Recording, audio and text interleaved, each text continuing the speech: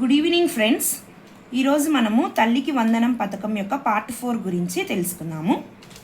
Latest news గురించి నాకు తెలిసినంత వరకు మీకు వివరించడానికి ప్రయత్నం చేస్తాను. దయచేసి అందరూ నోట్ చేసుకోండి పాయింట్స్.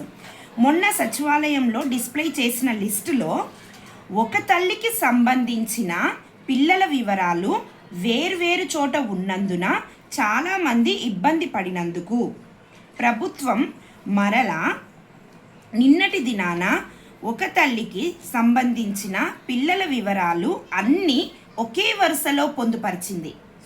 అర్థమైందా ఫ్రెండ్స్? మొన్నటి వరకు ఒక తల్లికి సంబంధించినటువంటి పిల్లల వివరాలు ఒక పేజీలో ఒక పిల్ల ఉంటే నెక్స్ట్ పేజీలో ఇంకొక పిల్ల కనపడుతుంది అనమాట.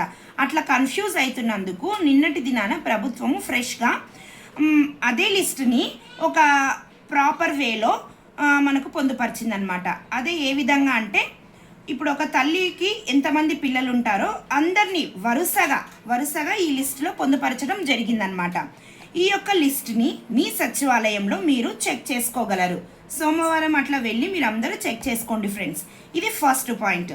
నెక్స్ట్, రెండవదిగా తల్లికి వందనం డబ్బులు పడని వారు మీ దగ్గర ఉన్న స్మార్ట్ ఫోన్లో, మీకు అందరికీ ఫోన్లు ఉంటాయి కదా ఫ్రెండ్స్, పెద్ద ఫోన్లు, ఆ ఫోన్లో వాట్సాప్ గవర్నెన్స్ నంబర్ వచ్చేసి 9553000009 925223000009 ఈ నంబర్ ద్వారా, ఈ వాట్సాప్ గవర్నెన్స్ ద్వారా అమౌంట్ ఏ అకౌంట్కి పడింది, ఎందుకు పడలేదు అనే కారణాలు మనం తెలుసుకోవచ్చు.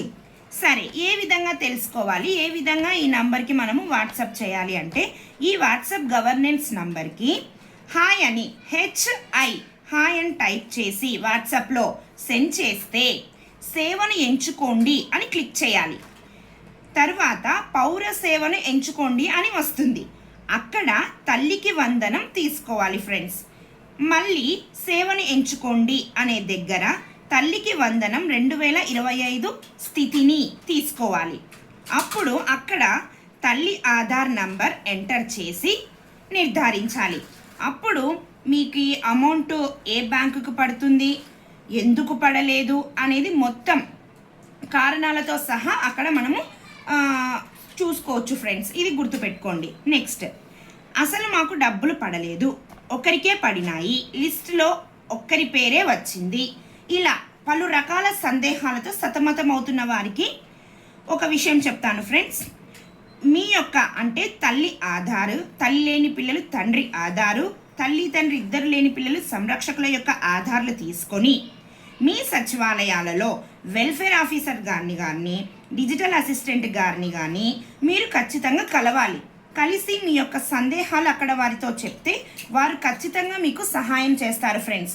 అంతేకాని మీరు ఎందుకు పడలేదులే, పడుతుందిలే అని నిదానం చేసుకోకూడదు ఫ్రెండ్స్. దయచేసి తొందరపడి మీ సచివాలయాలకి సోమవారం వెళ్ళి మాకు ఉన్నటువంటి సందేహాలను మీరు దయచేసి నివృత్తం చేసి మాకు సహాయం చేయగలరని వారిని అడిగితే వారు ఖచ్చితంగా మీకు సహాయం చేస్తారు. ఓకే ఫ్రెండ్స్, నెక్స్ట్ పార్ట్ 5 గురించి కూడా నెక్స్ట్ వీడియో తీస్తాను. దయచేసి ఈ ఇన్ఫర్మేషన్ మీకు ఉపయోగకరంగా ఉంది అని అనిపిస్తే దయచేసి సబ్స్క్రైబ్ చేసుకోండి, లైక్ చేయండి, షేర్ చేయండి. Thank you friends.